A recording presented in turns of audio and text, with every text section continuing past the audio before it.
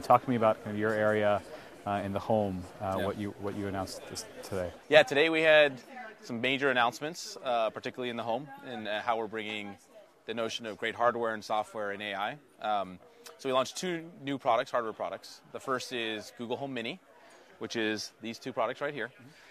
It's about bringing Google Home, the Google Home experience we launched last year, into a smaller, more accessible form factor.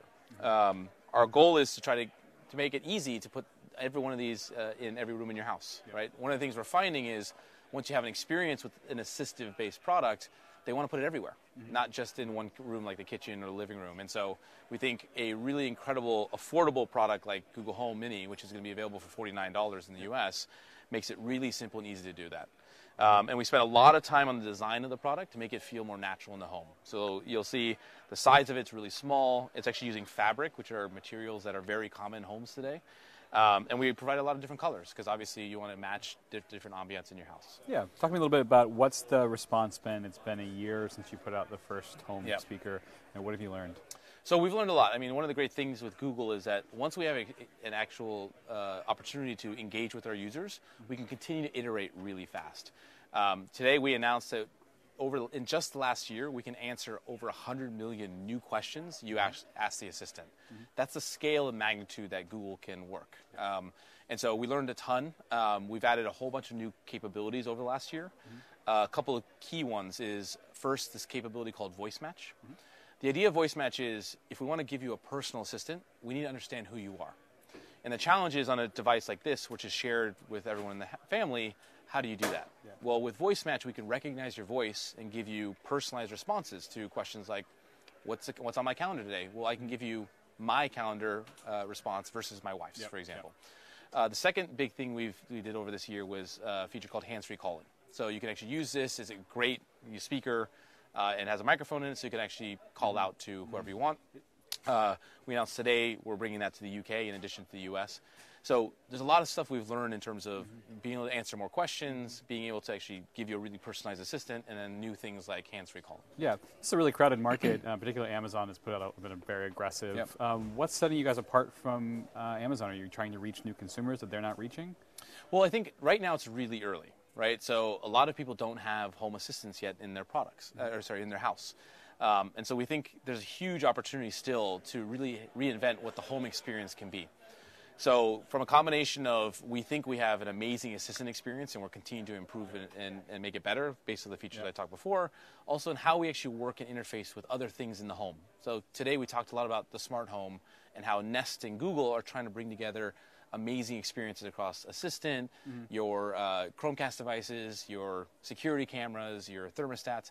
So we're trying to bring a holistic view of how do we actually bring really cool new experiences to the home. And a couple of areas that we think are really interesting. One is young families. Right? Young families is an environment where lots of activity happening. It's really helpful to have a personal assistant available to you at all times. And so we're really leaning into that. So today we announced a bunch of new features related to families and kids. Yeah. And you have two? Do your kids? Yes, I have a 9-year-old and a 7-year-old. In fact, we had them in the video of them playing with the Google Home products. They love it. It's a totally new experience for them. In fact, I mean, kids love to boss things around. Well, they get to boss around the assistant because they get to have control. And it's a lot of fun that they can experience things that they can't normally do with just a tablet, right? They can share moments together. You can play new games. You can learn something new. You can do story time. There's a lot of new capabilities, we think. So we think it's really early.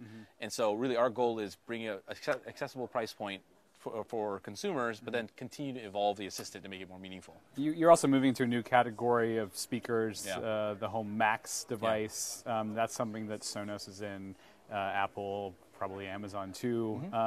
Why go in that category? It's really competitive, and what do you think you can offer? Well, there's a couple of things. One is one of the most popular use cases for Google Home-based products is music. It's so simple and easy to use your voice to play back, your favorite songs or music stations. But the other thing is we think that we're actually at a crossing roads here, where the combination of hardware and software can reinvent sound, similar to what happened to the camera. So if you look at this history of sound for the last, let's say 30, 40 years, it's all about getting better capabilities into the hardware. But right now, actually, the next wave of innovation, we believe, is a combination of hardware and software. So with Google Home Max, which is our premium sound offering, we not only have an amazing speaker from a hardware capability standpoint, but we also are enabling something called Smart Sound, which is powered by Google's AI. Yep. The idea is that a speaker should tune itself and adjust itself to your home environment. Is that in Smart Sound just works right now with the Home Max? It'll work. We're rolling out with Home Max, and we're going to actually roll it out to all the different Google Home devices over time. Would it work with other partners, OEMs, at some point?